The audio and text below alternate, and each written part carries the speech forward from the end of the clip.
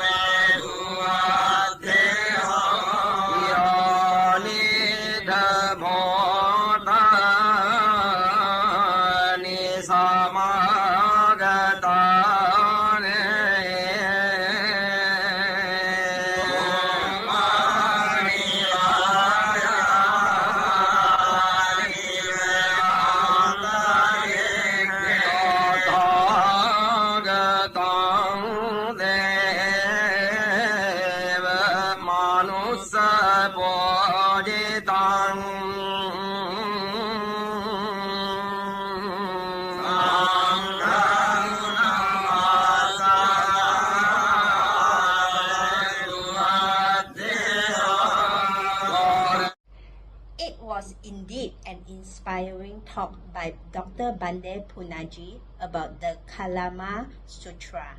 Now here is Venerable Dr. Bande Punaji to present the second and the final part of his talk on the Kalama Sutra. This creates fears, worries, anxieties. That is the problem of life. And this is the only problem, the basic problem that needs to be solved.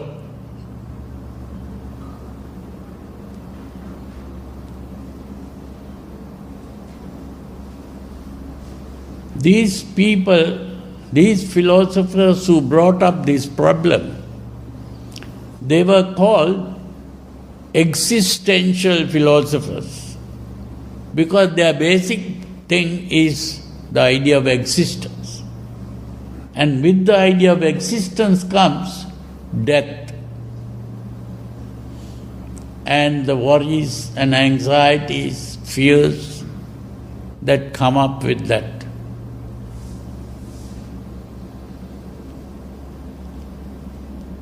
And one existentialist was that man called Kierkegaard. He was a Christian.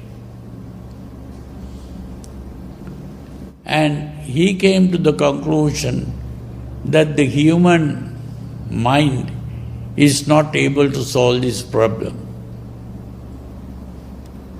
So the only solution is to take the leap of faith and pray to God to solve the problem. That was his solution. But there were other existentialists who didn't believe that. They said, we can't accept the idea of God. So the only thing is the human being has to solve this problem. But no one was able to solve this problem.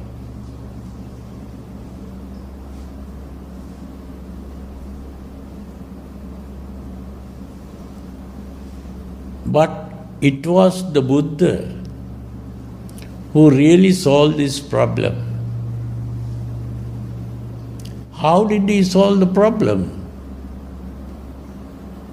Did he find the way of not dying? Because death is the problem. Did the Buddha die? Or did he not die? It is very important to understand that.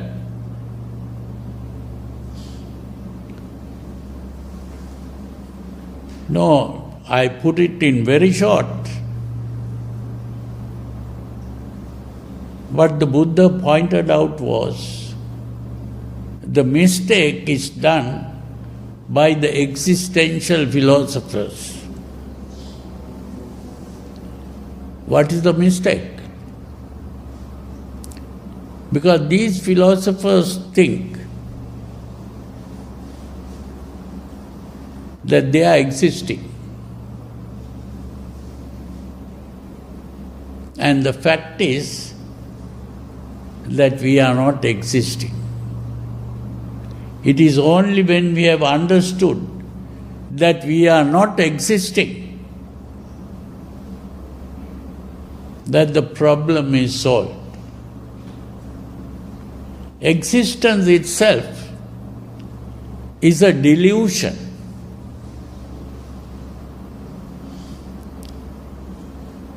It is only a dream. We are only dreaming that we exist. We have to awaken from this dream. It is only when we have awakened from this dream that we are existing.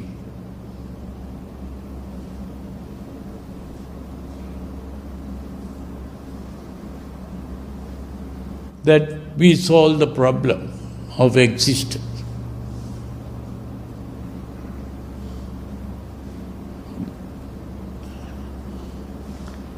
Now, of course, to go into this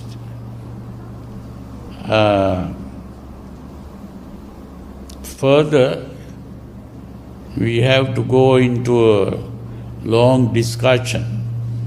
But we get back to the Kalama Sutra, because in the Kalama Sutra, the Buddha is talking about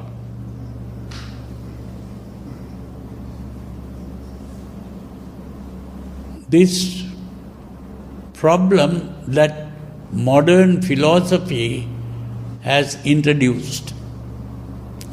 Because these people came and asked the Buddha,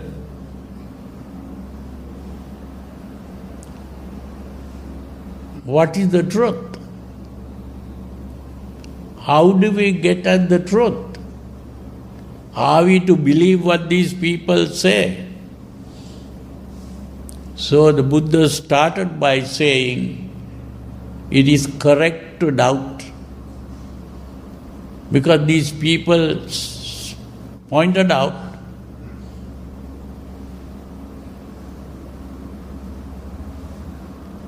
the philosophers were saying that philosophy begins with doubt.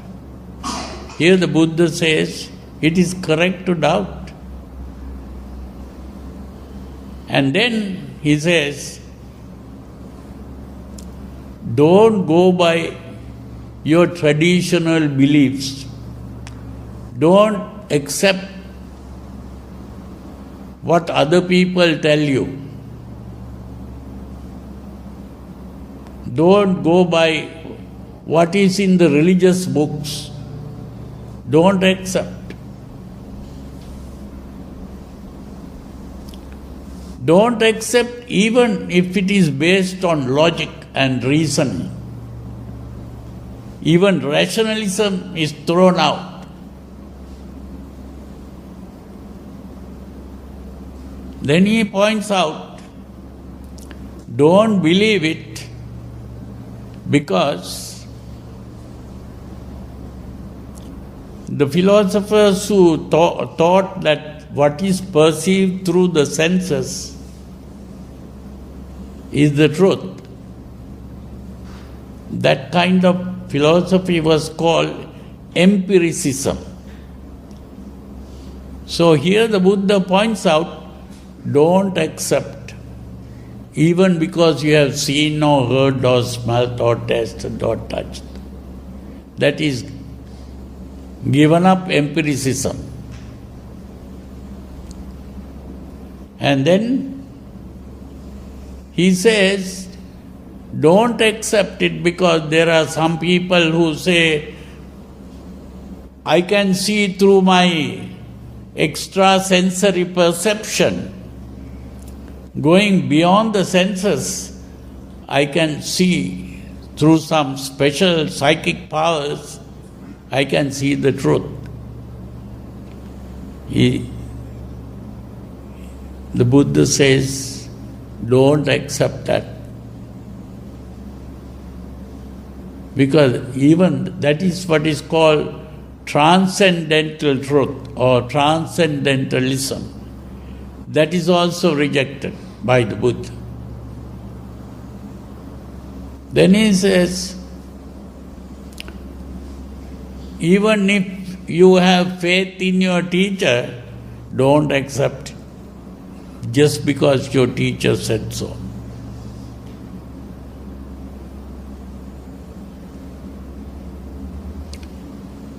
So, in other words, he is rejecting all these truths,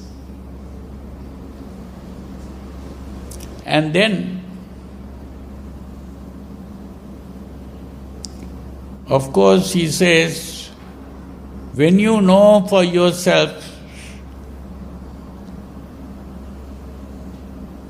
that a certain thing is good,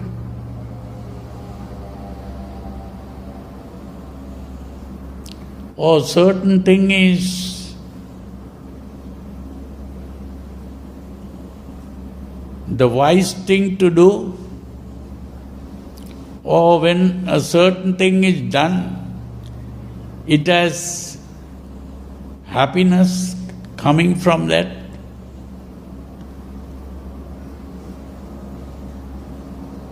Then go by that. But here, there is something very important here. When the Buddha said that,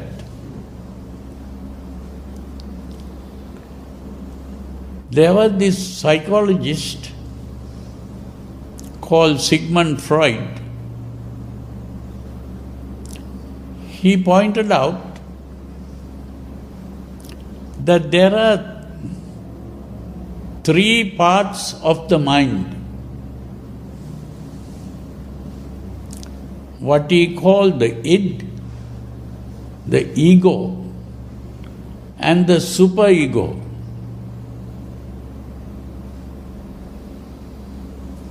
The id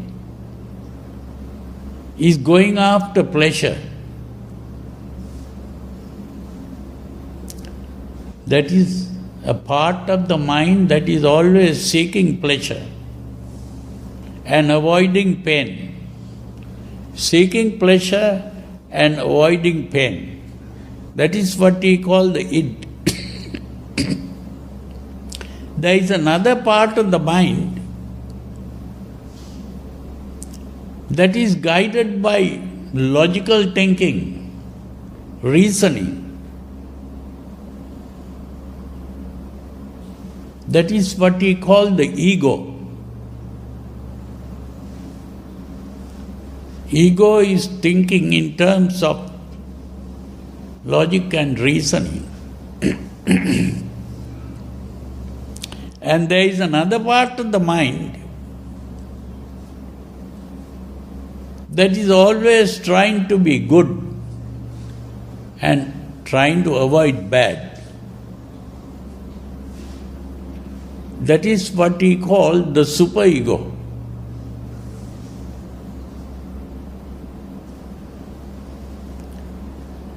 You see,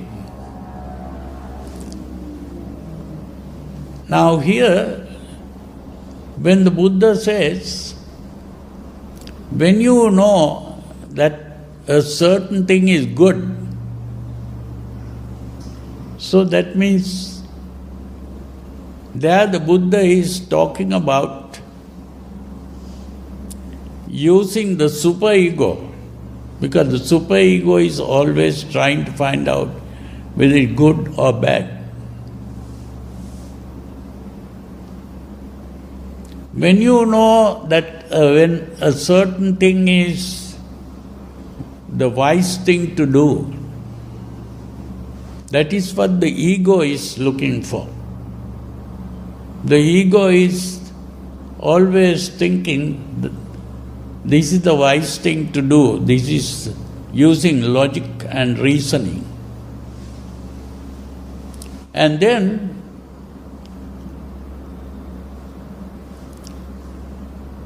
there is this other part that is trying to find out whether it is bringing pleasure or bringing pain. That is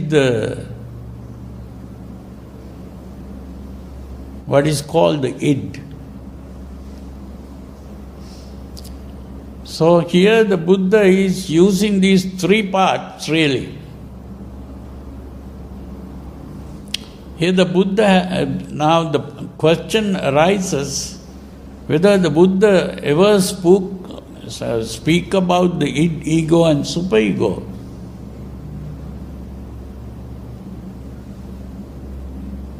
The Buddha has been speaking about this, but he never used those words, id, ego and superego, but he used other words.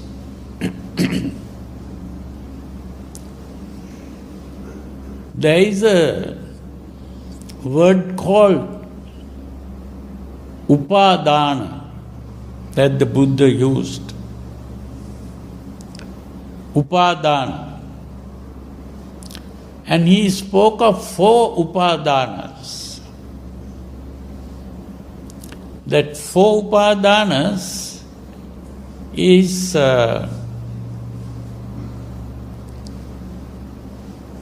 Kama upadana, Ditthi upadana, Silabbata upadana, and Attavada upadana.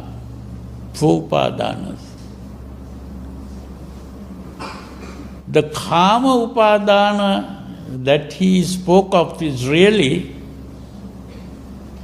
now I have to of course go into this meaning of the words that I used.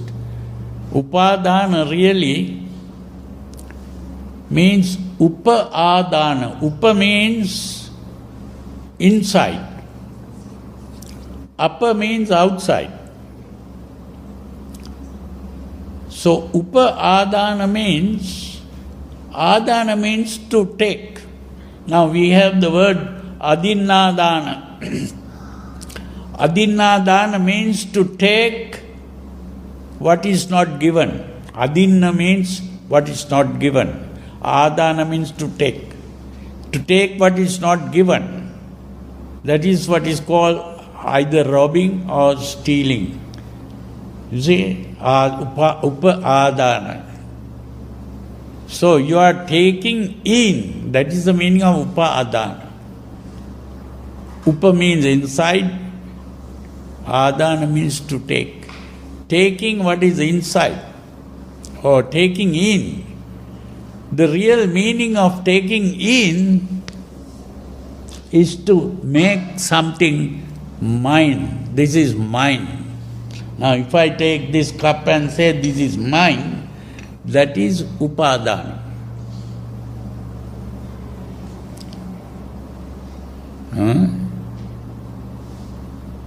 Now in this upadana, we are taking in things which is, I use the word personalize. You know what personalize means. Now if you go out to buy a pen, that person who sells you the pen might say, do you like your pen personalized? What does that mean? That they will engrave your name on the pen. So personalized means ownership, that you own the pen. if your name is personalized, that means you have owned the pen. That ownership is personalizing. That is to own something. So, upadana really means, some people translate like clinging or grasping, but it is not just clinging or grasping, it is more than that, is to say, this is mine. You see, and there are 4 things that we personalize. One is, if I have a desire for something, that desire is personalized. This desire is mine. Or if I hate something, this hatred is mine. So we personalize our desires or hatreds. That is personalizing our emotions, really. And then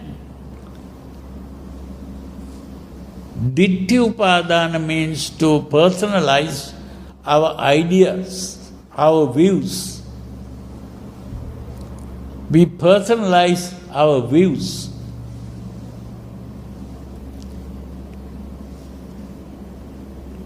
Then we also personalize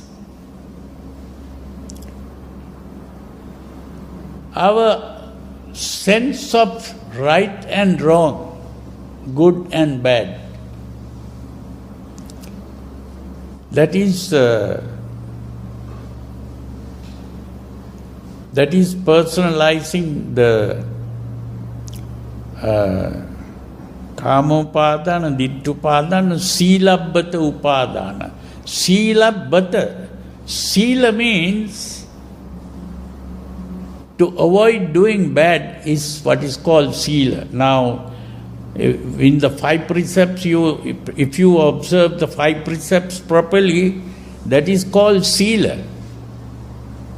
That is, you are avoiding bad behavior. So, Sila is to avoid the bad things. And Bata is to be doing the good things. So, you do 2 things. One is you avoid the bad things and you begin to do the good things.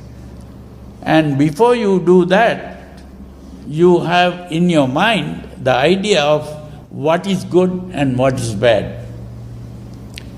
That is the Silabbata Upadana. So, in other words, those 3 things, the personalizing the emotions or the desires and the hatreds, that is what Freud called the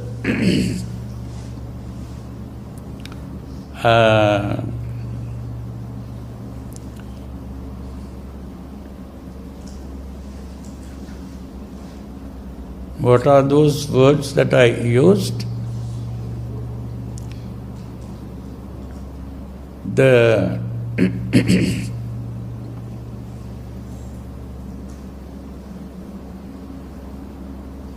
the 3 words are the ego and superego. Here? The ego and the superego. Yeah, ego and superego. That's right.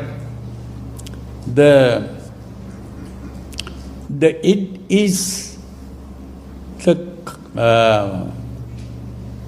Kama Upadana. Kama Upadana is the id. And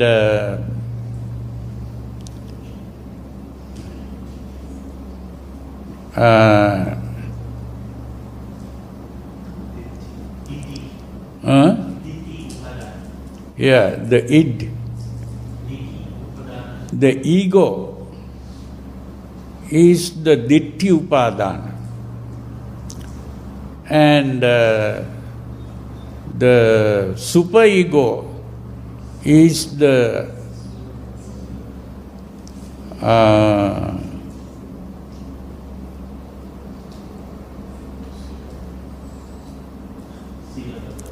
Silabbata upadana. So this is very important to understand. But there was a fourth one that the Buddha spoke of, and that is what is called Attavada upadana. That is the personality perspective. That means we are thinking of a self. Now, this is going too much into Freudian psychology, but is good to know it. The important thing is that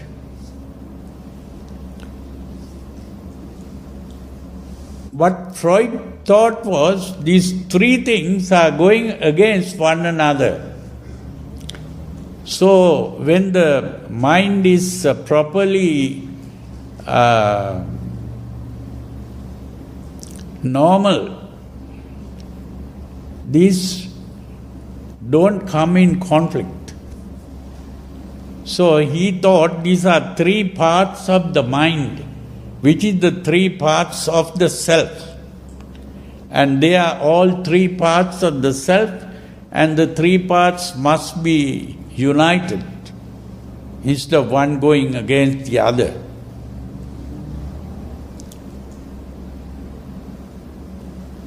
But what the Buddha pointed out was these three parts are not parts of the self, because there is no such thing as self. So you have to give up these three things. It is only by giving up these three things that the conflict is resolved. So this is why, although the question was about what is truth, but here the Buddha pointed out that this is not even a philosophical problem, this is really a psychological problem. So from philosophy, the Buddha brought the people into psychology, and also connected with ethics, the idea of good and bad. So this is, of course, a long thing to explain this properly. I only explained it in a very short way. So the important thing is that ultimately the real teaching of the Buddha is that he is not talking about a truth. There is no truth in the world. There are only views in the world. Now there is another sutra which is similar to this Kalama Sutra. This is in this sutra, again another group of people asked the same question from the Buddha. But there the Buddha answers in a different way. He says,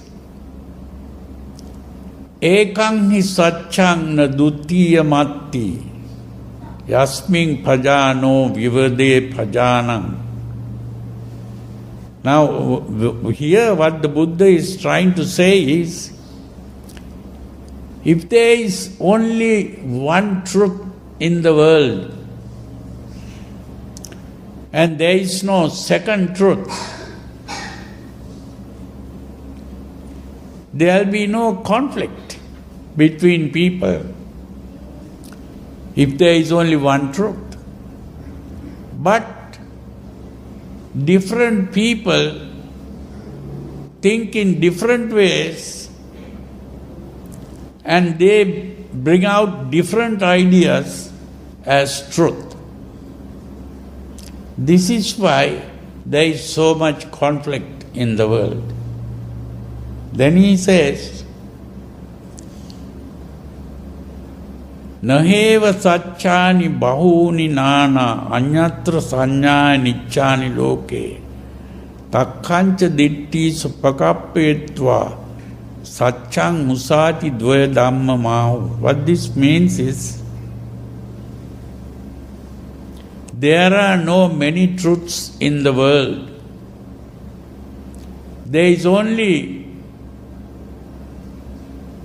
what is called sanya. Sanya means what you perceive through the senses. That is all that you have. But people begin to use these perceptions and build views using logic. And by doing so, they talk about two things called truth and falsehood. And there is no such thing as the truth and falsehood. We can only talk about what we perceive through the senses. That's what he's saying. So the only thing is, instead of talking about truth and falsehood, we can only talk about problems and solutions. That is what, and that problem is what the Buddha called dukkha. And the solution to this problem is what he called, what is today called the Noble Eightfold Path. So he gives a solution to the problem. And that solution is what I call a paradigm shift. This is a very interesting word, paradigm shift. That means a paradigm is how we see the world, how we think of the world and how we think of ourselves.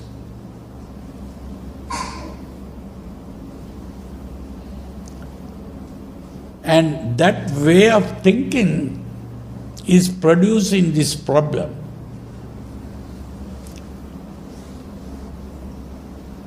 And so the Buddha's method of solving the problem is to start thinking in a different way.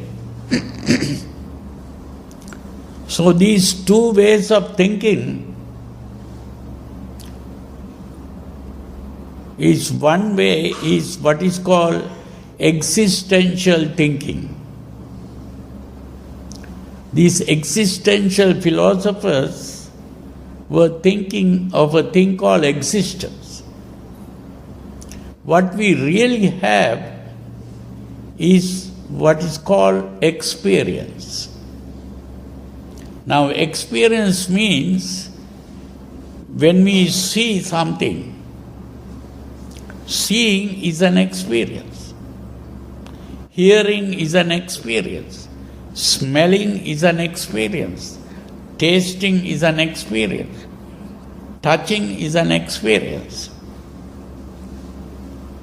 When we experience,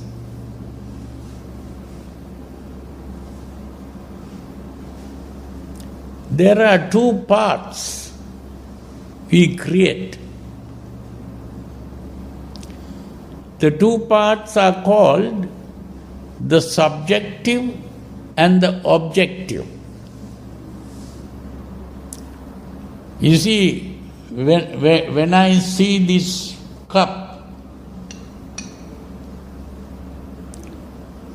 The cup is an object that I see. But there is also what is called seeing. So there are two parts, the seeing and what is seen. The seeing is a subjective experience. What is seen is an object. It's an objective experience. The subjective experience, I personalize and say, this is mine. The seeing is mine. The object is something outside. So that is called alienation. The subjective experience is personalized and the objective experience is alienated. So when these things are, one is personalized, the other is alienated, I am also creating these two as existing. The cup that I see is existing. And what is mine becomes myself. So I am existing and the cup exists. And when I exist and the cup exists, I am creating a relationship between myself and the cup. The relationship can come in the form of a desire, or it can come in the form of a hatred, or it can come in the form of a fear, or it can come in the form of a worry. That relationship is the suffering.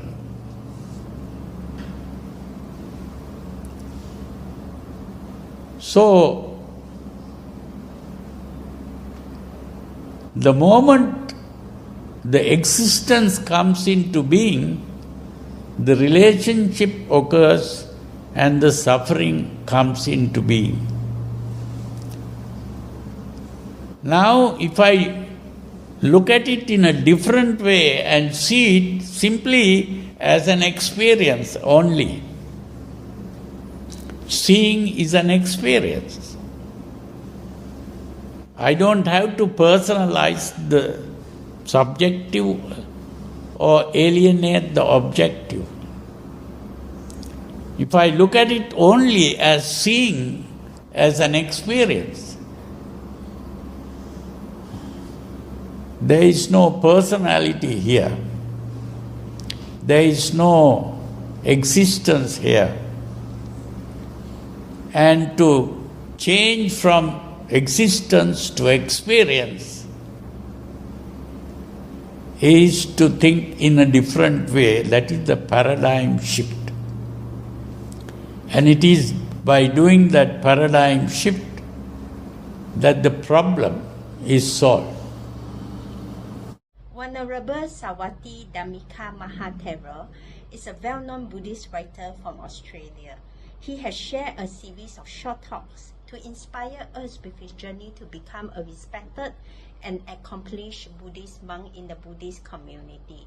Venerable's latest writing is entitled Footprint in the Dust. Here he says the reason for writing this inspiring book. Why did I write the book? Well, I think the reason is I have, for many years, been concerned that how the Buddha is presented and how people have come to see him is as a fascinating individual, a compelling personality, but not quite real. And the reason for this is, in the traditional history of Buddhism, from a very early period, more and more miracles or psychic powers were attributed to the Buddha. And when you get to early Sanskrit literature, the beginnings of Mahayana, this trend increases exponentially. And then when you get to the commentaries, even more so. And so traditionally, as monks in traditional countries have given talks about the Buddha, as the traditional biographies of the Buddha, like the Lalita Vistara and the Mahavastu, and later on one of the best of them, Ashvaghosha's Buddha Charita, the Buddha emerges as a superhuman being. Now, it seems to me that the Buddha was spiritually and psychologically, he was far above us, we ordinary samsaric beings. But physically, and in his behavior as he went about his ordinary life, he was pretty ordinary. Now, some people are really shocked to hear that, but he was pretty ordinary. I'll give you one example. In traditional Buddhist countries, I know in Sri Lanka, when a procession of monks is going down the street, people will put a white cloth for them to walk on, the two of them. So when they're walking on this white cloth, they'll get the last one, and they'll put it in front of the monks, and they'll walk on that cloth, and then so that they'll walk all the way to where they're going on a white cloth. And when they arrive at the house of the person who is offering them dana, the man of the house or the oldest son will be there, and they'll wash the monk's feet. It's a nice custom. It's a way of honouring the Sangha. But when you read the Tipitaka, well, the Buddha actually refused to walk on a white cloth. So, for example, once a prince invited the Buddha to his palace for a meal, and he put a white cloth on the stairs, all the way up the stairs. And when the Buddha got there, he approached the entrance, but he stopped.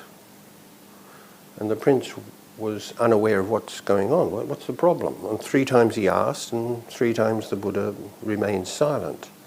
So eventually, Ananda answered on the Buddha's behalf. And he said, the Lord won't walk on the white cloth because he's concerned about because he has compassion for future generations. Oh, so the prince rolled up the white cloth, and the Buddha walked up the stairs and had his meal. What did he mean by that? Well, I don't know. It doesn't say in the Tipitaka, but what I think is the Buddha accepted the reverence and respect that people gave him, and he deserved it. But he didn't like it getting too much. And perhaps he thought that if all this ceremony and special treatment and red carpet treatment is what we would call it today, rather than white cloth treatment, monks in the future might get a little bit too proud. And so to set an example, he decided not to do that. So that's one story. And then the other story is, in quite a few places in the Tipitaka, it simply mentions, as an aside, as a passing comment, that when the Buddha approached a building, before he entered, he leaned down and washed his own feet. Now it seems to me that when you read later Buddhist literature, and when you hear people sometimes talking about the Buddha today, you would think, oh, the Buddha washed his own feet? Do enlightened people do that? Well, yes, certainly the Buddha did. So my point is that in the tradition, the Buddha is elevated far beyond his humanness. And to some degree, that makes him somewhat unreal. When you read how he is described and how he describes himself in the Tipitaka, he comes across as pretty real. So I wanted to go through the Tipitaka, find all these little snippets of information about how he behaved and what he did and what he liked and didn't like, and present a very human person. And I think that definitely comes across in the book. The other thing is, all my life I've been quite interested in the history of India, particularly that part of India where the Buddha lived. I've travelled, including on foot, through some of it, retracing the Buddha's steps, say from Rajagaha to Kushinara. Once I went from Buddha Gaya to Varanasi and back again. So I have some idea of what it might have been like for the Buddha to do that. Of course, things have changed a great deal, but you get at least some idea. And so the second thing I wanted to do was look at what the topographical and geological information in the Tipitaka is, so that we can place the Buddha in a particular place. Now, the place he is often depicted in traditional accounts of his life is sort of like walking 2 feet off the ground, sort of with lotuses on his feet, and like spending 3 months in the heaven realm, and all of which may be true, I don't know, that's what they say. But in the Tipitaka, you can see he's existing, he's talking, he's living, he's existing in a real environment. And so I have emphasized as much as possible trying to identify the various places that the Buddha visited, how he went from one place to another, how long it may have taken him to walk that distance, the difficulties that he had, to show that he was not just a real person, but he was a real person within a particular landscape. And that's the other thing that I did, and I think the book shows that the information about the landscape that the Buddha existed in is quite credible and real. So the result of this was a book that gives the impression of the Buddha as a real existing person. That's what I wanted to do, and I hope I have achieved that. Our next item is by Dr. Bhikkhu Bodhi, who talks on the topic, the practice of a noble lay disciple. This is the first part of the Dharma series on this topic by the Venerable Master Dr. Bhikkhu Bodhi.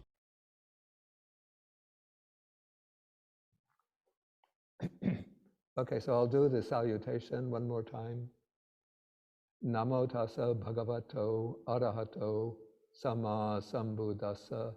Homage to the Blessed One, the Worthy One, the fully enlightened one.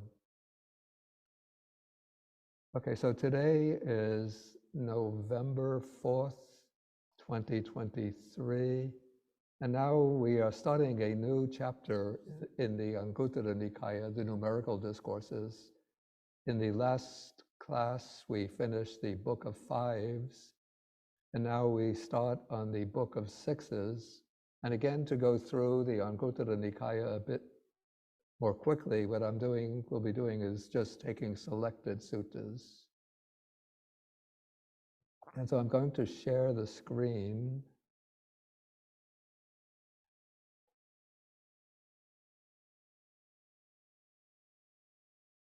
Okay, and making sure you can see the screen.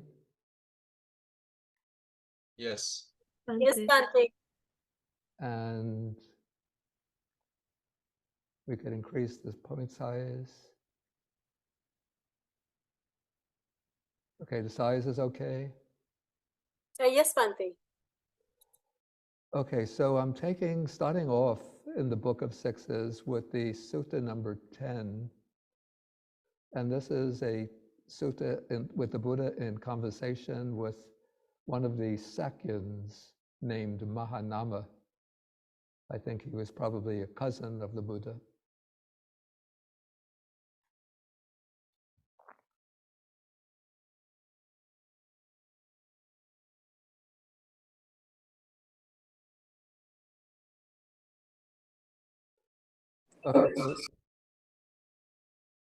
Okay, so Mahanama comes to the Buddha and then he asks the question, how does a noble disciple who has arrived at the fruit and understood the teaching often dwell?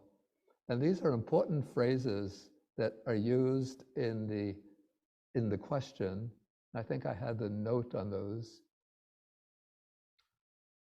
Well, you could see from the Pali words used in the note that we have agata palo.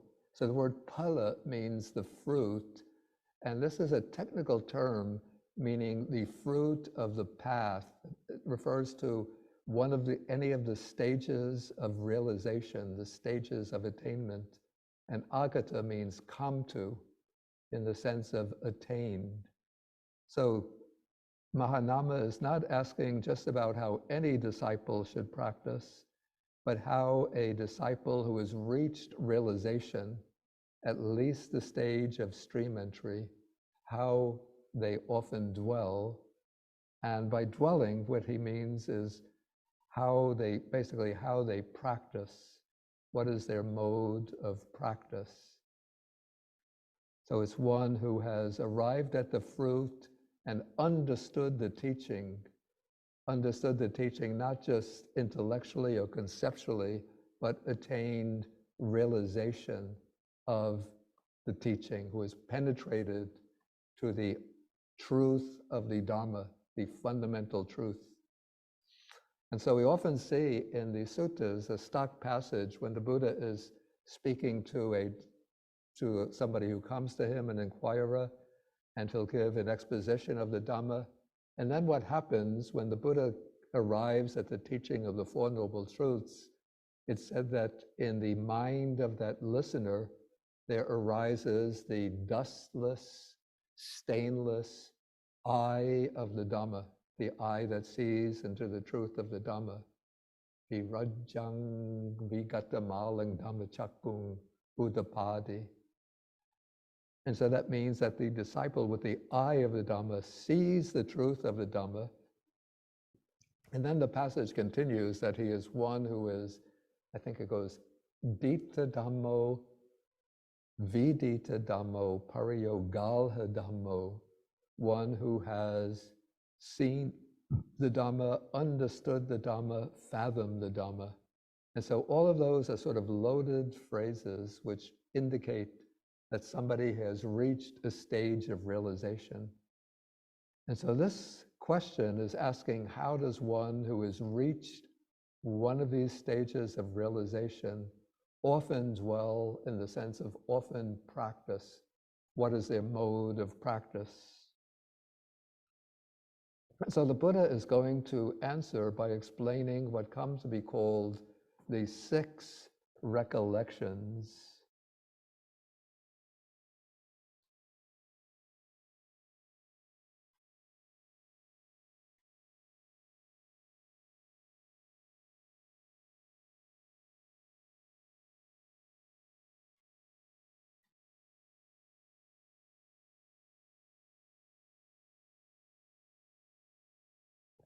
Okay, so first he begins with the recollection of the Buddha. And this is the stock formula for recollection of the Buddha. When we had our retreat over Labor Day weekend, where we did the 4 protective meditations, the first protective meditation is recollection of the Buddha.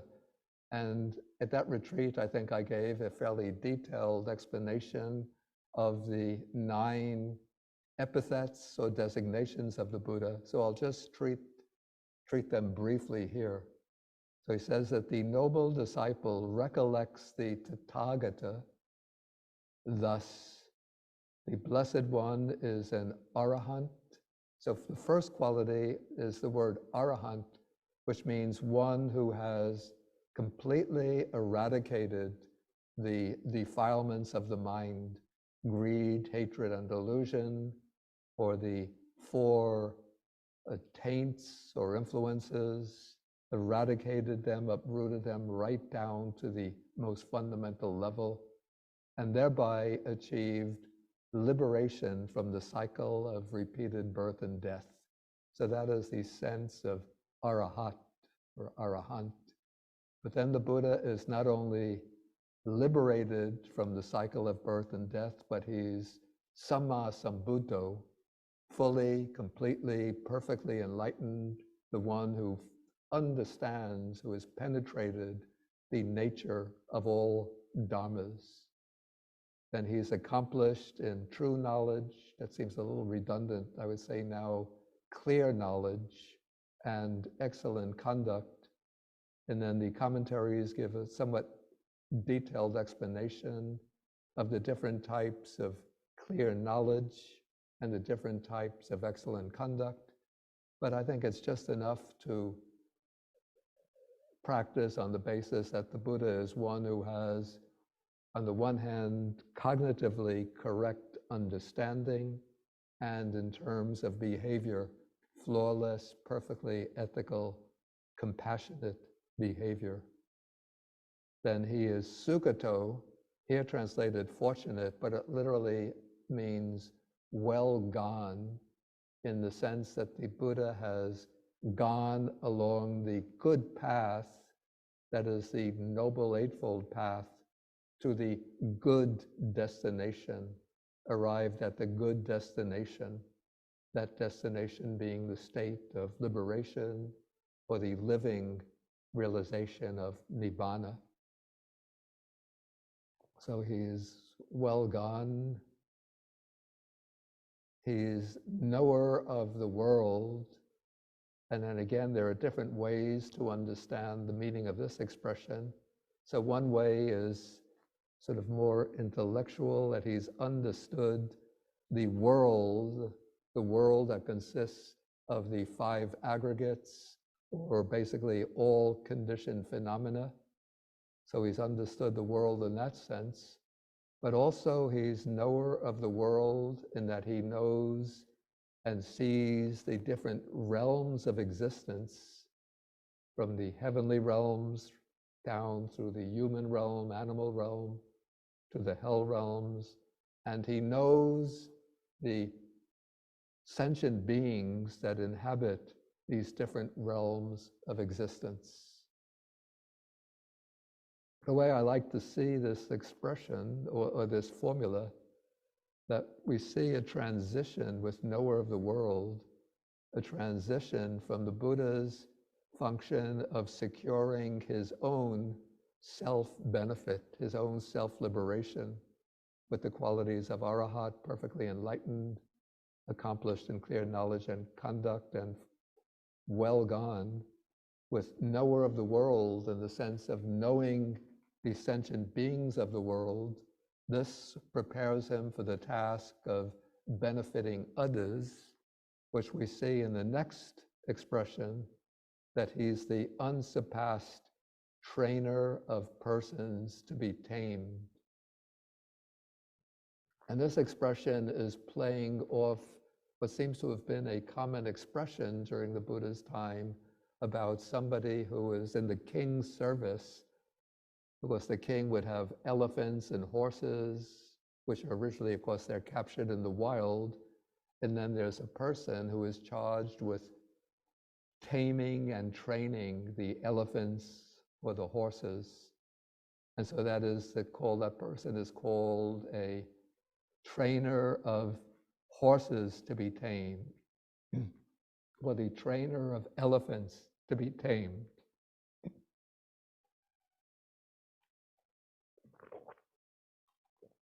But the Buddha is the trainer of persons to be tamed, of human beings, because he can train and tame the most difficult, the most stubborn, the most obstinate people, including sometimes proud Brahmins who refuse to show respect to anybody in any of the other social classes.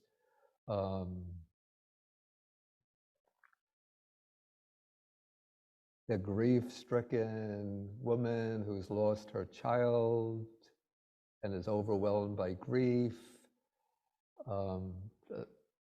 Alcoholics who are difficult to lead away from their addiction to alcohol, but the Buddha is able to train them. And even sort of the exemplary, the supreme example of this is the Buddha's ability to tame and transform the serial killer Angulimala and turn him into an enlightened arahat. So he's the unsurpassed trainer of persons to be tamed, teacher of devas and human beings. And we see the Buddha in the role of teaching devas, particularly in the first chapter of the Samyutta Nikaya, actually the first two chapters of the Samyutta Nikaya, where in the Buddha's sort of daily routine, he sets off a particular period late at night. Probably it would correspond to like from midnight to about 2 a.m. when everybody else is sound asleep. During that period, the devas from the different heavenly realms come to the Buddha and ask the Buddha questions, and the Buddha will reply to their questions. And so those little suttas, and the questions are often in the form of riddles, and the Buddha will unravel and disentangle the riddle. So we see many suttas of that kind in chapters 1 and 2 in the Samyutta Nikaya. Okay, then he is of course, he's Buddha, which means the enlightened one. And this designation seems, the question always comes up, how is that different from Samma Sambuddho? Fully enlightened, completely enlightened, and simply Buddho, enlightened one. So the way the commentaries explain this is that this phrase or this expression occurs here to indicate that the Buddha is not only enlightened himself, but he is one who enlightens others. So he's Buddho as in Pali, Bodhita, one who enlightens others, who awakens others. So in a way, this follows from being the teacher of devas and human beings. So he not only teaches, but he guides them and brings them to their own awakening, their own enlightenment. And then he is Bhagava. Like this is really like probably the most loaded and heaviest expression used in relation to the Buddha. So it sort of signifies the one who is the most worthy of veneration, admiration, reverence, and devotion, because he possesses the most excellent, the most exalted qualities. Yeah, when the Chinese came to this expression, and they would have had the Sanskrit form, Bhagavant, they rendered it Shizun. Is that the correct tone? Sh or sh? The tone? Fourth tone. Sh, zun. Okay. Zun. Sh, zun. Okay, so that is sh is world, and zun is reverence or veneration. So translators into English use the world-honored one, the one venerated by the world. Okay, so this takes us through the formula with the 9 designations, the 9 qualities of the Buddha. And then we have the important passage here showing how this particular recollection functions as an object or subject of meditation. So why it is recommended by the Buddha as a subject of meditation. So when the disciple recollects the Tathagata, on that occasion, his or her mind is not obsessed, overrun, dominated, driven by lust, hatred, or illusion. So one is calling to mind the Buddha as one who is utterly and completely liberated, purified of greed or lust, hatred, anger, delusion, ignorance.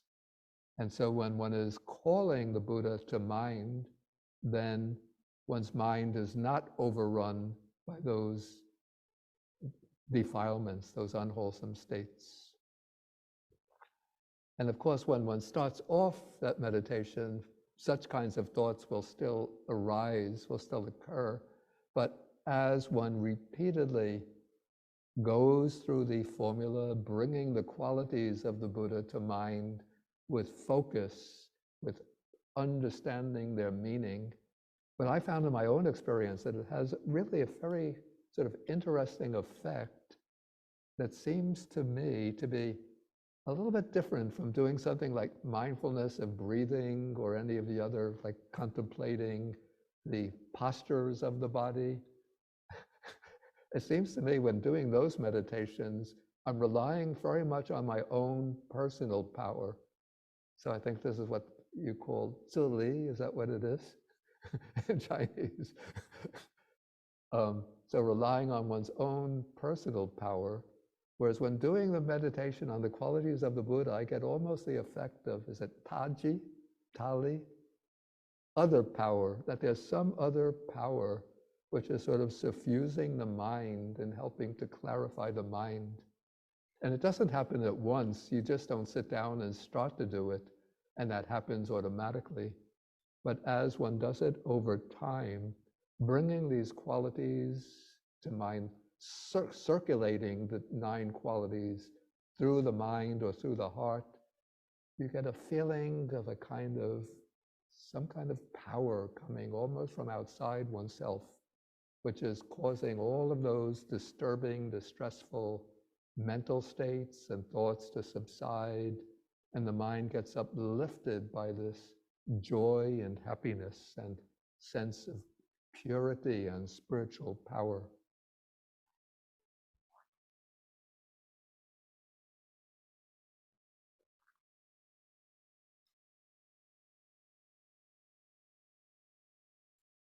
Yeah, the way, sort of the way that I've done this meditation myself and the way I have sometimes taught it.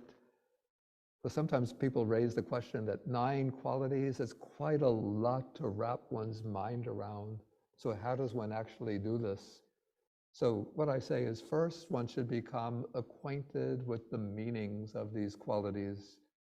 And I mentioned a book by the Malaysian nun. Her name is Sayalay Susila. She has put together a book called, I think it's called, I don't remember the exact quality, The 9 Attributes of the Buddha. If you search for Susila, 9 Attributes of the Buddha, even if the title is 9 Qualities of the Buddha or 9 Designations, I'm sure it will turn up. And she brings together passages from the text that, well, she gives the explanation of the 9 qualities in detail, and then cites passages from the text that exemplify these 9 designations. So one starts off with some understanding of the meaning of the 9 qualities, and initially one uses all 9 of them to get familiar with them. But in order to develop stronger power of concentration, greater focus, what I normally suggest is after you get familiar with the 9 qualities, you find some of the qualities are more meaningful to you, have a deeper impact on the mind, a clearer meaning. Others seem a little bit remote or inaccessible. So what I say is you drop those qualities that are not so clear, not so impressive, not so gripping on the mind, that don't have such a strong grip on the mind, and just select the 3 designations that are most meaningful, that have the strongest impact, and work for some time with the 3 designations.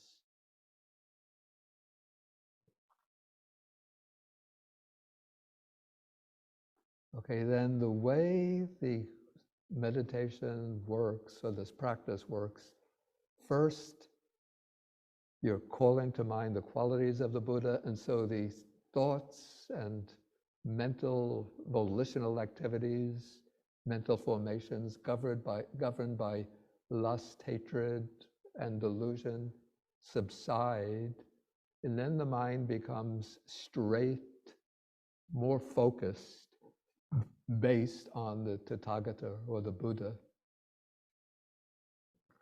And then there comes, here the word is translated inspiration.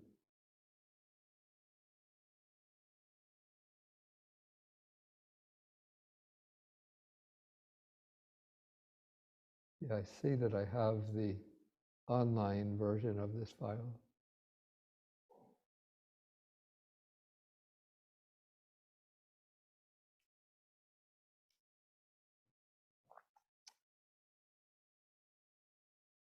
Yeah, what I'm going to do is to stop the share and start again, this time with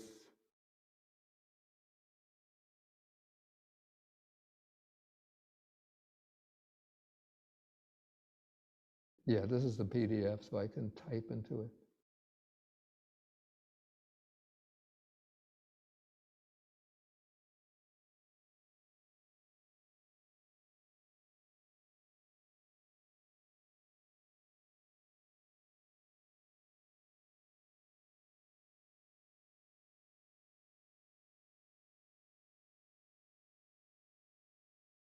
Yeah, the word is translated as inspiration, but the original word is difficult to translate.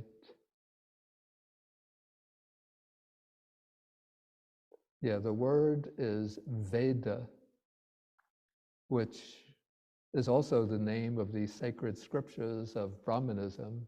But the Buddha took this word and then used it, giving his own meaning to it. So there's something here called Atta Veda and Dhamma Veda. So I translated that as inspiration in the meaning and inspiration in the Dhamma.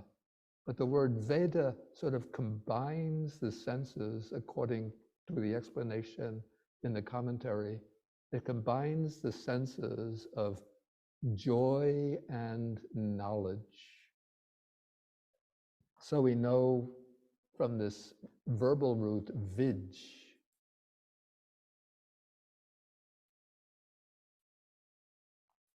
or vid is the root from which we get the noun vijja, meaning higher knowledge. And from the same root, vid, we get Veda. So Veda has one nuance is that of knowledge, but it also has the sense of what one experiences, of experience. And so I think the commentary explains it as knowledge associated with joy. So if anybody can think of a better English word that conveys that sense of a kind of knowledge that's accompanied by joy and infused by joy, then maybe suggest it to me. So I just used inspiration. So it's a kind of upliftment based on understanding the meaning and gaining some understanding of the Dhamma. And then one gains joy connected with the Dhamma. And so this is the sort of dynamics of this meditation and of all of the recollections that will follow, calling to mind the subject, the subsiding of lust, of thoughts governed by lust, hatred, and delusion, clarity of mind, inspiration bringing joy. Then from joy there comes the quality that's in Pali, piti. Again, the translation rapture, it's not fully satisfactory. The Pali word is piti, uplifting joy. I was going to say rapturous joy. Okay, so then this is a very strengthening of joy, so it becomes almost ecstatic. And then with this mind suffused with that uplifting joy, with that ecstatic joy, then as one persists with the practice, sort of the rapturous tone starts to settle down, the exhilaration settles down, and the body becomes tranquil. Actually, the body becomes tranquil, the mind becomes tranquil. And when the body and the mind become tranquil, then there persists a kind of pleasant feeling. This is sukha. And sometimes certain types of sukha are sort of rejected or critiqued by the Buddha. Worldly pleasure, pleasure of sensual indulgence. But the Buddha also extols the kind of higher pleasure, the pleasure of deeper meditative states. And so this is kind of pleasure that accords with the Dhamma. And so with this feeling of pleasure, or we could even say happiness as a basis, then the mind becomes concentrated. This is the verb here is samadhyati, which is the verbal base of the noun samadhi. So in other words, here the practitioner enters a kind of samadhi based on recollection of the Buddha. So I'm not sure if this term occurs in the text, but we could maybe coin an expression, Buddha nusati samadhi. So it's concentration, meditative absorption based on recollection of the Buddha. But according to the commentaries, with texts like the Visuddhimagga, it's not a jhana concentration. It's still at the level of access. So the mind is collected, focused, one-pointedly on the qualities of the Buddha, but it doesn't go into absorption, into full absorption of jhana. Okay, so then the Buddha sort of sums up. He says, this is called a noble disciple who dwells in balance amidst an unbalanced population, who dwells unafflicted amidst an afflicted population. Yeah, and here again we have some interesting words. So the word translated as in balance or balance in Pali is samma, which is related probably etymologically to the English word same. It has the sense of being equal. And it also in Pali, it has the nuance of being righteous. Maybe the word righteous in English is getting some bad press because it carries over nuances of being self-righteous.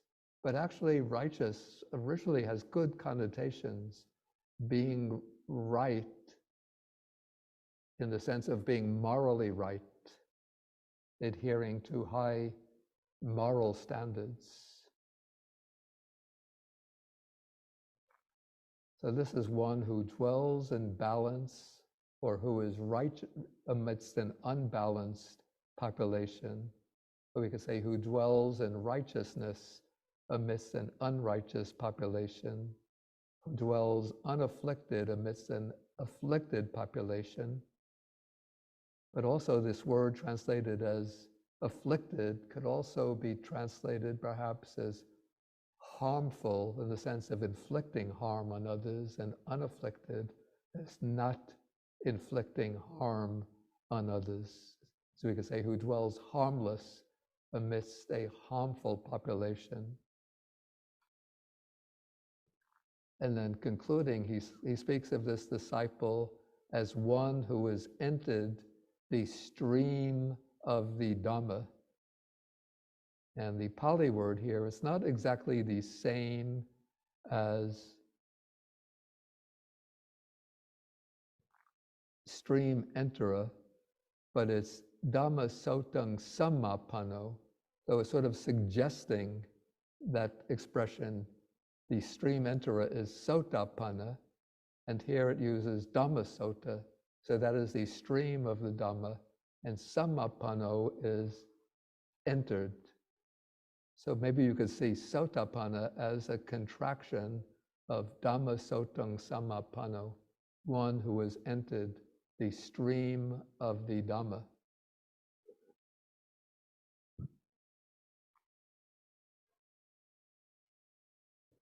So this is recollection of the Buddha. And maybe before we go further, maybe I could see if we have any questions on this first section in the sutta. And the way to ask questions, if you are on the Zoom, is to use the hand symbol. But first we always give preference to the people who took the trouble to travel here in person, who are not sitting in the comfort of their homes or their rooms in front of their computers, but who have traveled the long distance, even if it's a few hundred yards, to come to the library for the... So any in-person questions? Okay, so then we can go to the people online. And so I just see one. This is Doran. Doran? Yes, thank you, Bhante. I'm curious about the word anusati. Over here, we said it is mentioned as a recollection of the Buddha. I think I heard it used as a contemplation. And even that doesn't seem like a perfect translation. If you could tell us a little bit about this word and... Yeah, actually I should have actually explained that word. Yeah, okay, so here we have the verb form recollects. So the verb is anu sarati, and the corresponding noun is anusati. And this is derived from the prefix anu plus the word sati. And sati is the word that we always translate as mindfulness. And so here we have mindfulness connected with the prefix anu, and anu can convey the sense of repetition or being close to, going along with, following along with. So maybe all of those nuances of anu enter into the term anusati. So this is a mindfulness which is repeated in relation to the qualities of or designations of the Buddha, in this case the Buddha, or mindfulness which draws close to the qualities of the Buddha, or mindfulness which follows along with, in the sense of reviews the qualities of the Buddha. Thank you so much. It helps a lot. It helps also interpreting the practice of anapanasati, fourth tetrad. It's the same anusati, right, Robert? Well, in anapanasati, we don't have anu. Let me just put that up. So that is anapanasati.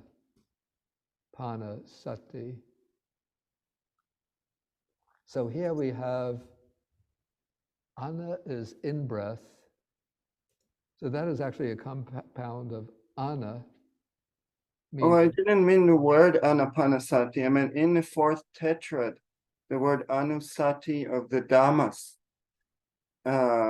Nupasati maybe. Oh no, that's anupassana. Okay. Yeah, that is anupassana. Or here we have the personalized form.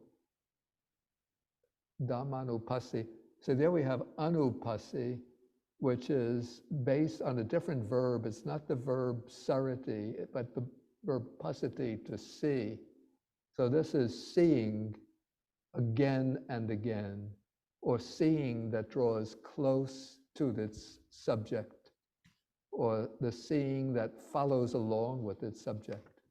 So it's different The prefix is the same, but the verbal base is different. Thank you so much. Useful. Bante, I have a question. Oh, is it? I see. I'm curious why you translate Sugata as fortunate Yeah, instead of well gone. yeah. It's a word that I struggled to translate because, okay, the literal meaning, as I said, is well gone. Maybe in English, at least in certain circles, that almost has like negative connotations. Like if a noisy neighbor comes over and starts talking to you for like 2 hours, and you just sit there patiently waiting, when is he going to stop talking? Then finally he says, okay, I have to go now. Then he goes out to the door and you close the door and you think, wow, he's well gone. He's well gone. Yeah, but that's not Sugata. But there is a use of the word Sugata sometimes. It occurs in the formula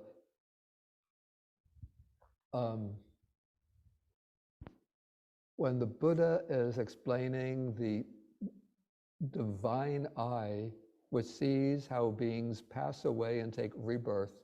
So he sees, one of the things he sees is how beings, some are Sukata and others are Dukata.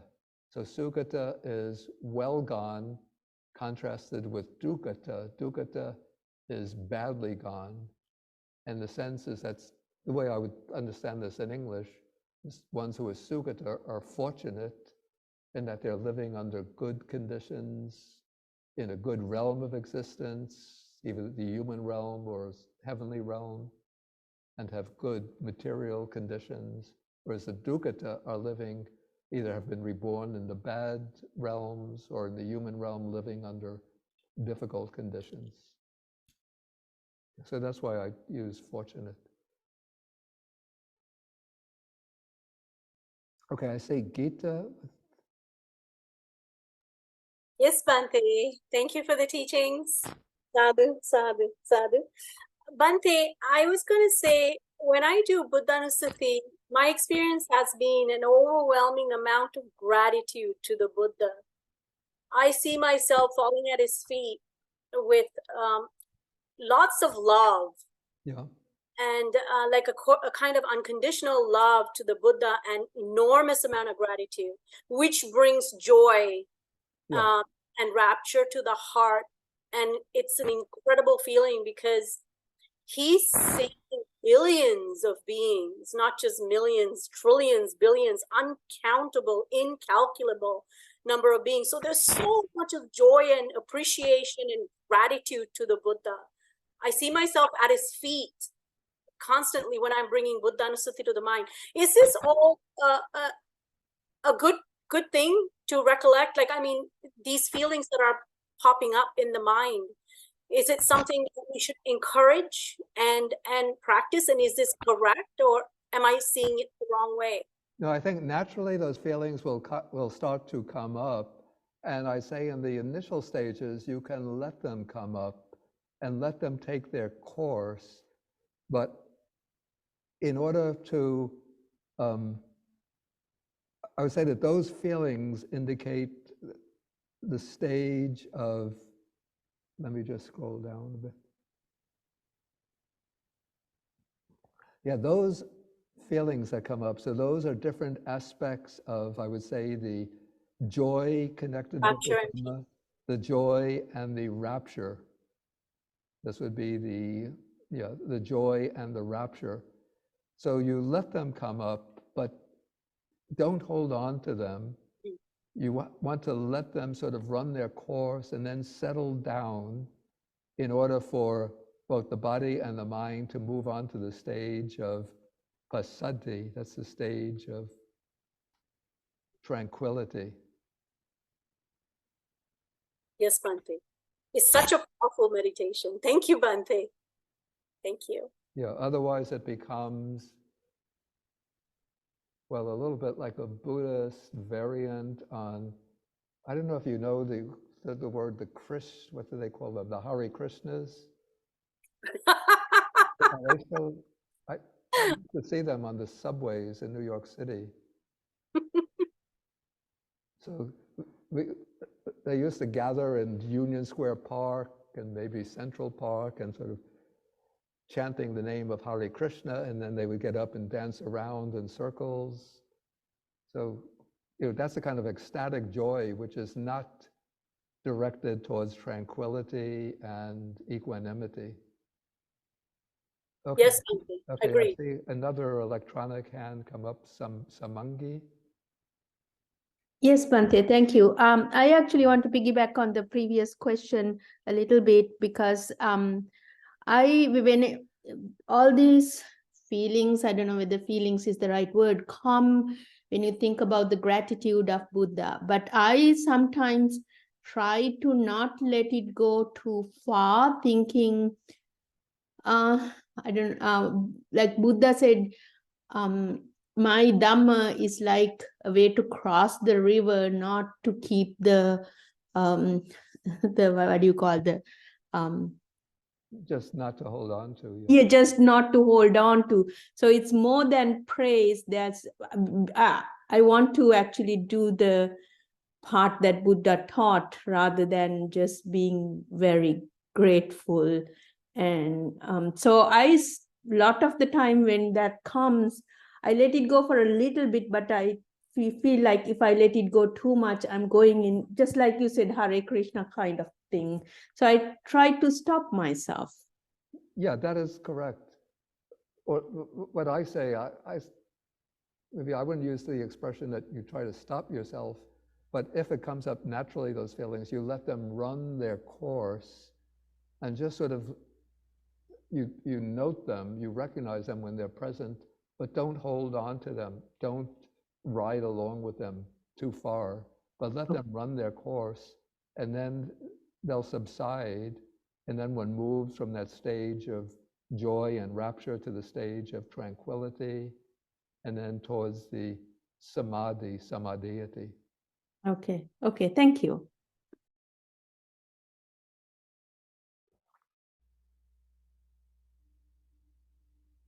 Okay, so maybe then we'll try to get in another recollection today. So we'll move on to the recollection of the Dhamma. And this is the way it's sort of explained in the canonical text.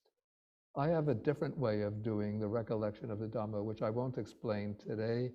But if you join our retreat, after Thanksgiving Day retreat, then we'll be doing the recollection of the Buddha, Dhamma, Sangha, and then I'll explain my way of doing the recollection of the Dhamma. But we'll just take the canonical way. So here we have the noble disciple recollects the Dhamma thus, and then we have this stock formula for the Dhamma. So when you just look at it superficially, it all seems the same, but there are subtle differences in what is being described by this formula. So first we have the Dhamma is well expounded by the Blessed One, by the Buddha, directly visible, immediate, inviting one to come and see, then applicable to be personally experienced by the wise. I really should have copied and pasted in the Pali words. Okay, it's a little late for that perhaps, but I'll just maybe type them in without diacritical marks. Okay, so the well expounded, the expression well expounded, we make a distinction, maybe we could say, between the Dhamma of the scriptures, or the Dhamma of the teaching, the verbal teaching, the Dhamma of practice, and the Dhamma of realization. Sometimes in later terminology, these are called pariyatti, patipatti, pati veda. And the stock formula that we use on Wednesday, we say Uttamangena Vandehang Dhammancha TV Dangvarang. So with my head, I venerate the threefold Dhamma. So what is that threefold Dhamma? The Dhamma of the expounded, the verbal Dhamma, the textual Dhamma, then the Dhamma of practice, and the Dhamma of realization. So all of those are indicated in this little formula with 6 expressions. So first we have what we call the scriptural Dhamma, or the Dhamma, the verbal Dhamma is well expounded by the Blessed One. And so this is often, we see that it's said to be good in the beginning, good in the middle, good in the end, and many ways of explaining how the Dhamma is well expounded. It's well taught both in the meaning and the phrasing and so on. Okay, so this is directly visible, sanditiko.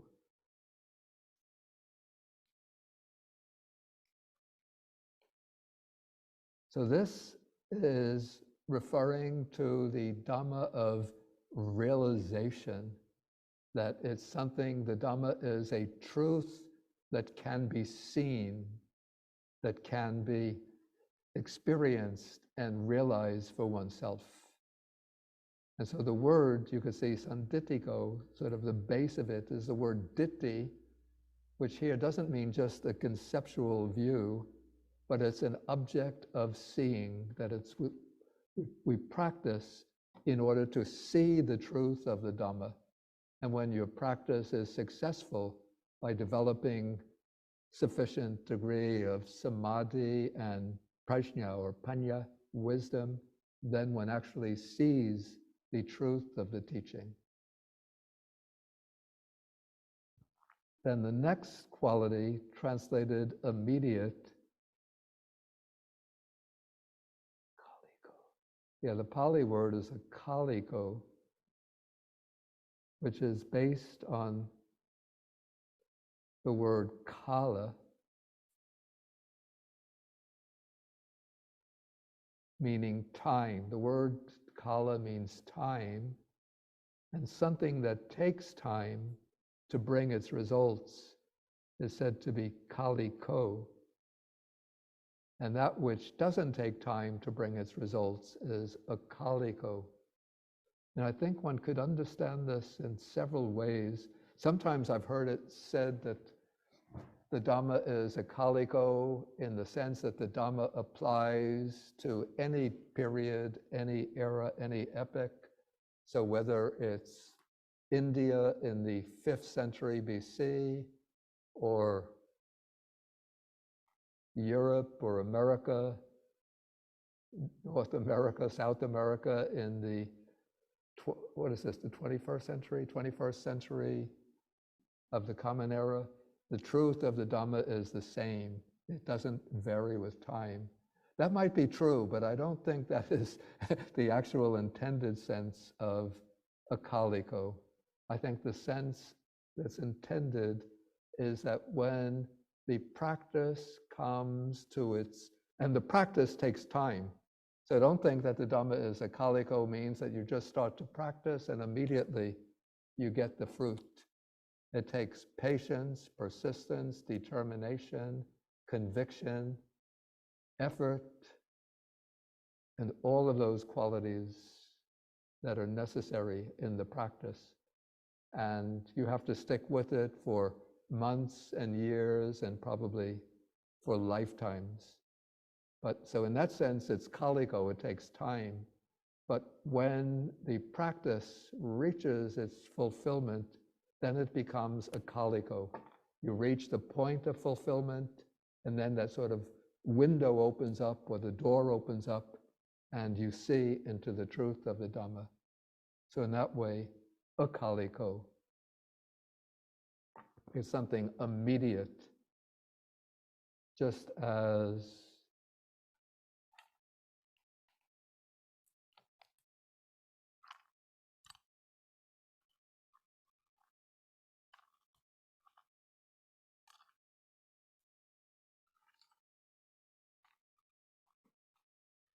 when I open up my fist, then you can see the throat lozenges in my hand. Okay, then the next designation is translated in a maybe clumsy way, inviting one to come and see. So it's based on two imperatives in the Pali language. Ehi means come, and passa means, it's an imperative meaning see. So it's saying come and see, and then it's turned into an adjective with iko. So ehi passiko, it's like the Dhamma is saying to you, come and see. And this could apply, I would say it could indicate the Dhamma both in the senses of practice and realization. So it's saying to you, come and undertake the practice, and then you will see that it brings benefits. And so whatever aspect of practice you take up, you'll see that it brings some benefits. You undertake the precepts, the 5 precepts, and as you observe them, you see the benefits. You undertake some form of meditation practice to clarify and purify the mind, you see that it brings benefit. You undertake the practice of insight, vipassana, you see that it brings benefit. So in that sense, you could say the Dhamma brings, as you undertake the practice, you can confirm that it's beneficial.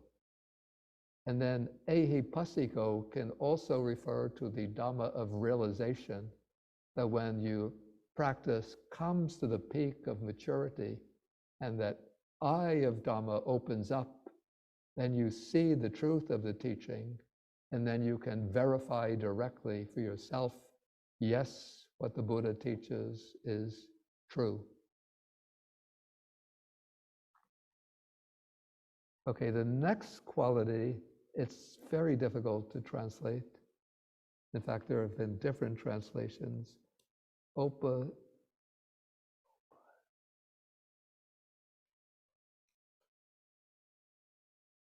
Opanayiko. So this is based on a prefix upa plus a verb neti. The verb upa gives a sense of near or close, and neti has the sense of to bring. And so upaneti as a verb has the sense of to bring near. And then what happens when you form an adjective, the U gets transformed into an O. These are just features of Pali, what is that called? Phonetics, phonology. And the E turns into AYA, but then it gets turned into an adjective. So it becomes opanayako. So the sense is that the Dhamma is something that brings near, or maybe that is to be brought near. So sometimes it's explained as opanayako in that it brings one near to nirvana, to nibbana, that it is what approaches, that the practice draws you ever closer to nibbana. So that could be one sense. It leads, some translators use leads onward, within brackets, it leads onward to nibbana.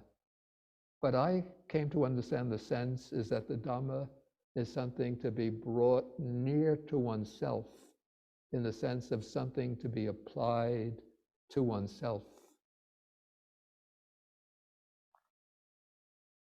So we could have different interpretations, and we don't have any way to determine definitively this is the correct meaning, but maybe both of them were intended. Okay, then we have the expression Pachatang veti tabo vinyu hi. Pachatang veti tabo vinyu hi. So this is clearly referring to the Dhamma of realization. So Pachatang means each one for themselves, that we have to do the work ourselves, we have to realize ourself. And the Buddha, elsewhere he says, you yourself must undertake the practice. The Buddhas only point out the path. Nobody can liberate another. You have to do the work to liberate yourself.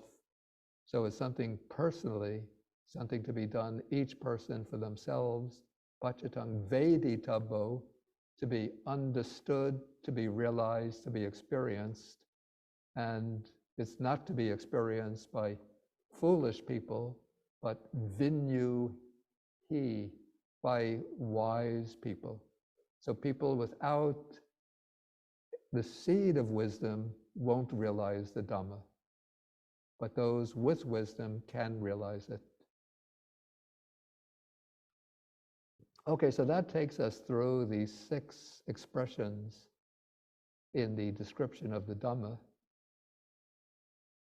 And I have to say, personally, I find this a bit more difficult to practice than recollection of the Buddha, maybe because recollection of the Buddha sort of corresponds with the devotional disposition of the mind, whereas recollection of the Dhamma involves more intellectualization. So I found a different way to do recollection of the Dhamma, which I won't explain today, but I'll explain it and we'll do it together when we have the post-Thanksgiving retreat. Okay, if we have time maybe for just a couple of questions before we have to break. So again, any questions in the room? Okay. It's good to take the microphone. Thank you, Bhante. Could you tell us what do you see in Sanditiko? Are there any particular visual forms that we're expected to see? When you say directly visible, the Dhamma being directly visible. Yeah. He's asking, are there any visible forms that one should see in relation to this expression, directly visible? No, it's not a matter of seeing any kind of visible forms, but this is, in a way, it's a metaphorical expression, seeing, to indicate that it's an inner intuitive seeing with wisdom, seeing the truth of something, not seeing something with imagination. So it's more in the context of understanding deeply. Yeah, but it's more, maybe the word seeing indicates that it's more than just understanding, but it's an understanding which is so direct, clear, and immediate that it is analogous to seeing.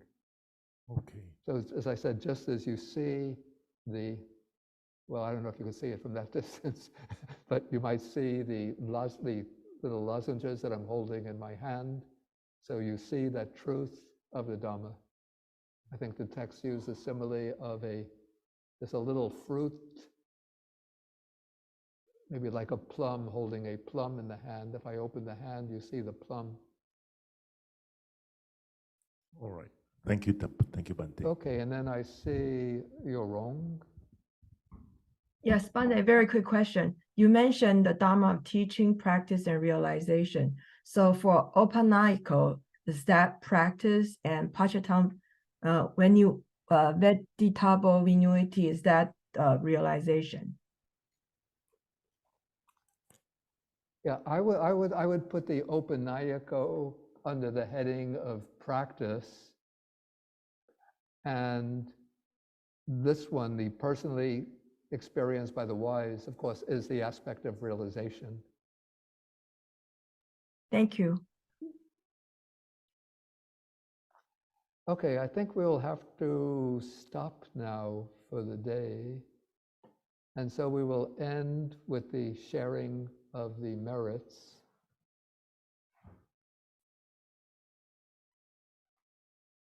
Okay, so I'll recite the verses for sharing of the merits. Akasata chabumata deva naga mahidika punyantang anumoditva chirangra kantu sasanam. Akasata chabumata deva naga mahidika punyantang anumoditva chirangra kantu desanam. Akasata jabumata deva naga mahidika punyantang anumoditva chirangra kantu mang parang. Okay, then the next verse, the verse of sending loving kindness and compassion, we can direct specifically towards the people of Gaza, the Palestinian people of Gaza, but also to the Israelis and other nationals being held hostage, and to their relatives who are deeply anxious, worried, and concerned for their well-being, and also the almost forgotten people of Myanmar, who are living now under a very oppressive regime. And there have been some developments, changes that bring at least a glimmer of light, just maybe a small glimmer of light to Myanmar. I don't want to explain them now, but you can go to a website that's called Myanmar Now for more information. So we do the verse, Dukkha pata chani dukkha, bhaya pata chani bhaya, soka pata chani soka, hantu sabbepi panino.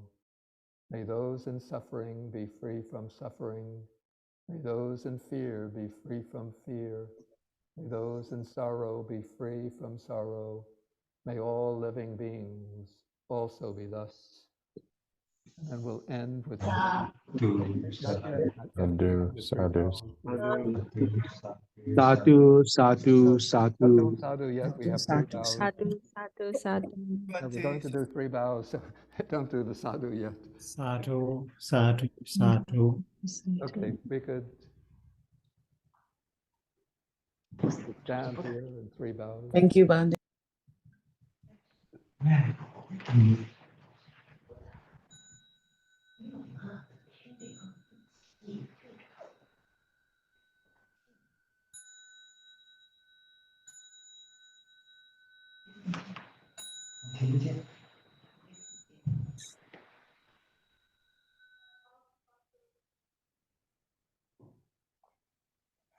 Okay, so thank you for joining. Thank you, Thank you, Bante. thank you, Bow to Bande. Bante. Thank you, Bante Moni. Bow to Thank you, Bante. Bante. Thank you, Bante. Good to see you again. Thank you. Stay safe and well. Good health, Okay. Bante. Long life. Yeah, we'll continue with the sutta next week. Thank you, Bande. Okay. Thank you, Bante. Bye-bye. Thank you so much. Namo Buddhaya Bante. Thiruvan Sarnai. Take care, Bante. Thank you, Bante.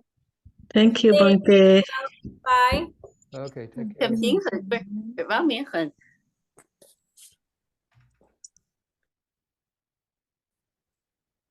Okay, so I stopped the share and now I will, Thank you, Bante. I'll have to end the program now.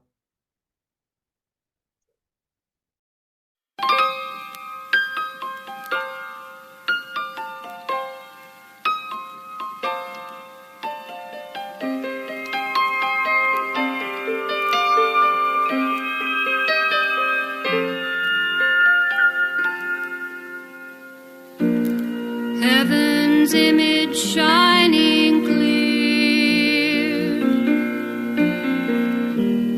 Now on earth its shape appears. Thunder, lightning, clouds on high. Sun and moon move through the sky.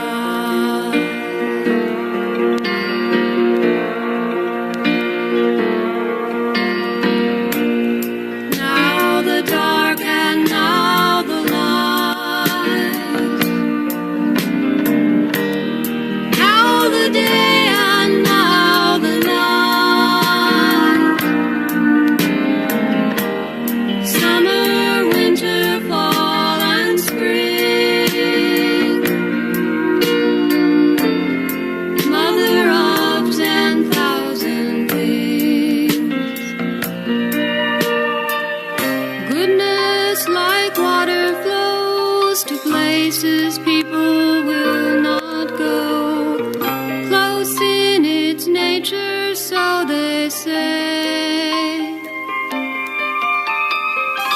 Wise seed, call it wisdom.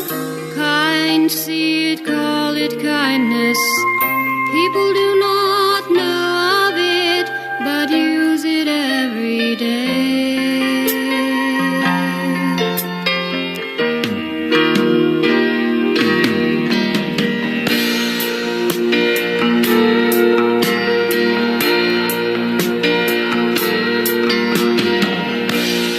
Far beyond the earth and sky, there remains a final why. But those who speak, they do not know. It's yours in silence to behold.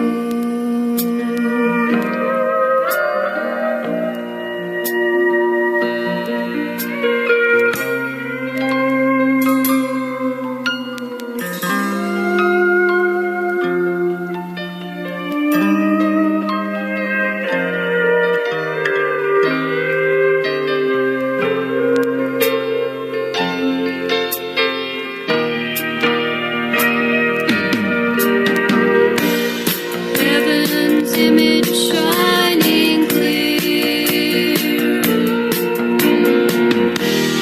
How on earth its shape appears.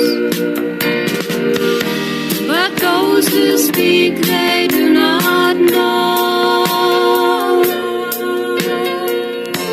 It's yours in silence to behold.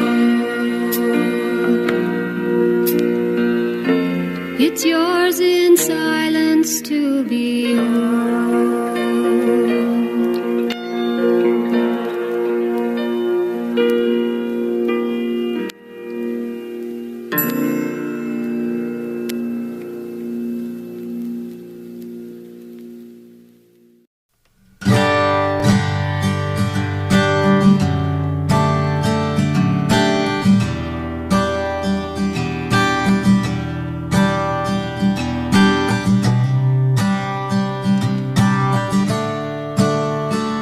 Well, that's all for today.